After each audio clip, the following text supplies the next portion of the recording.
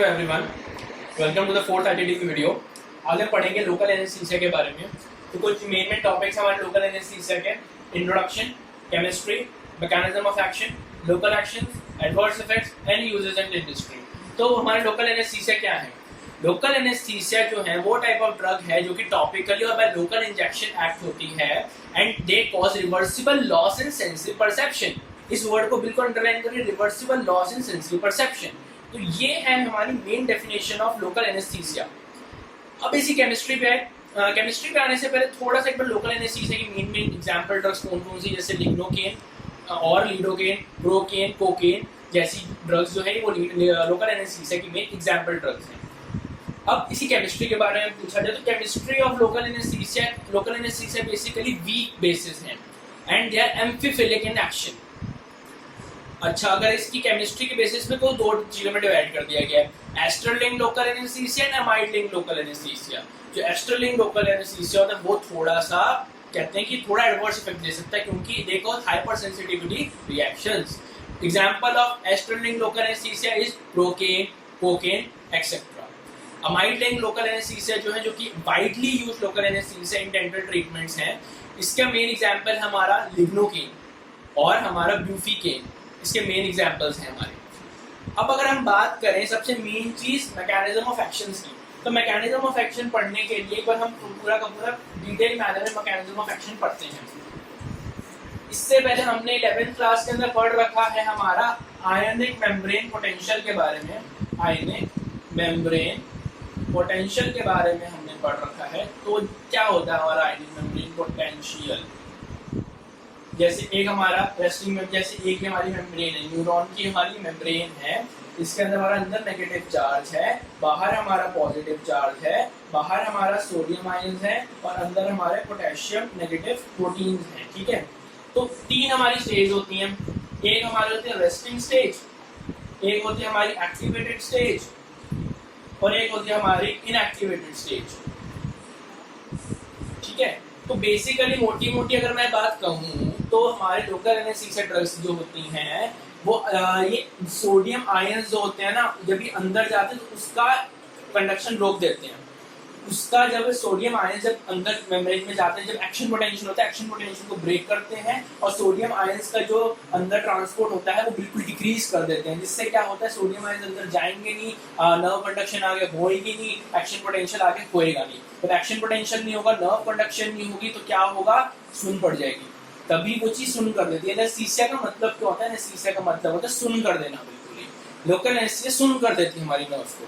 ठीक है, तो ये जस्ट मोटा मोटा मैकेनिज्म ऑफ एक्शन है इसका कि एक्शन पोटेंशियल को इनहिबिट करेगी और सोडियम आयंस को अंदर जाने से रोकेगी, जिससे इसका नर्व कंडक्शन ब्लॉक हो जाएगा, नर्व ब्लॉक हो जाएगी। अब हम आए तो इसके कुछ लोकल एक्शंस के बारे में बात करते हैं।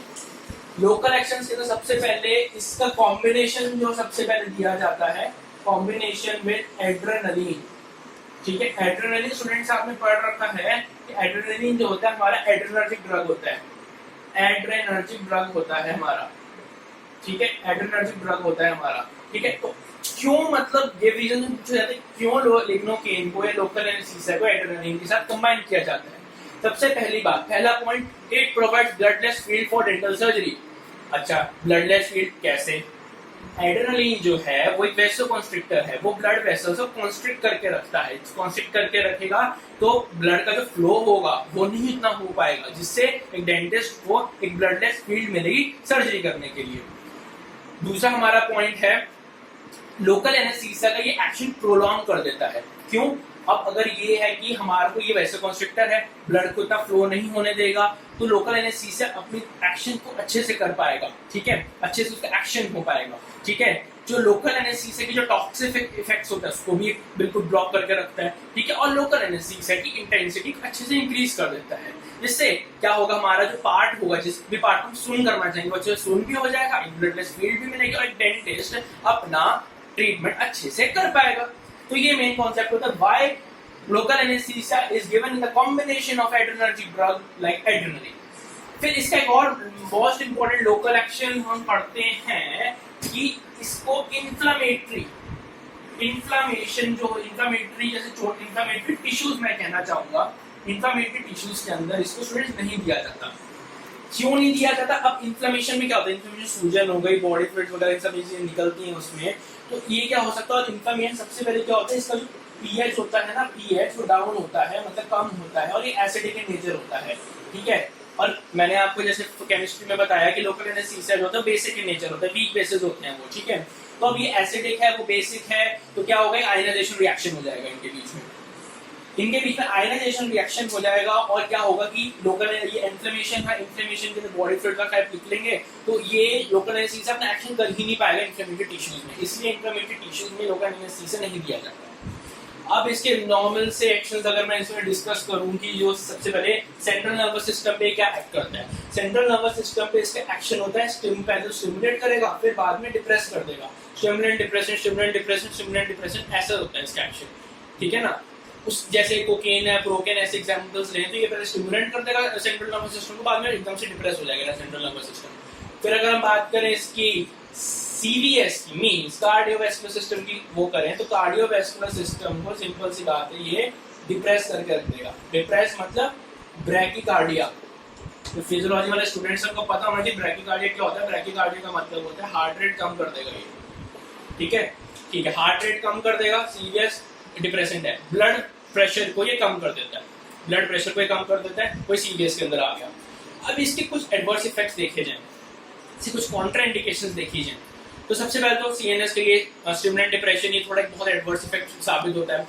हाइपर सेंसिटिविटी रिएक्शंस होते हैं, ठीक है ना, हाइपर सेंसिटिविटी रिएक्शंस एक एडवर्स इफेक्ट कॉज करते हैं।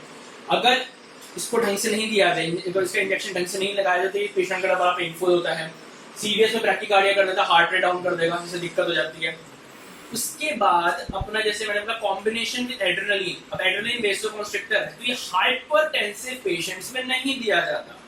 हाइपरटेंसिव पेशेंट जिनको पहले बीपी बढ़ने की प्रॉब्लम है, उसको तुम वेसोकंस्ट्रिक्टर साथ में दे दोगे, उसका बीपी और बढ़ेगा तो भाई बॉडी में दिक्कत हो जाएगी उसके। इसलिए ये कॉन्ट्राइंडिकेशन है कि एड्रेनलिन के साथ जो लिग्नोकेन कॉम्बिनेशन है वो हाइपरटेंसिव पेशेंट्स में नहीं दिया जाता।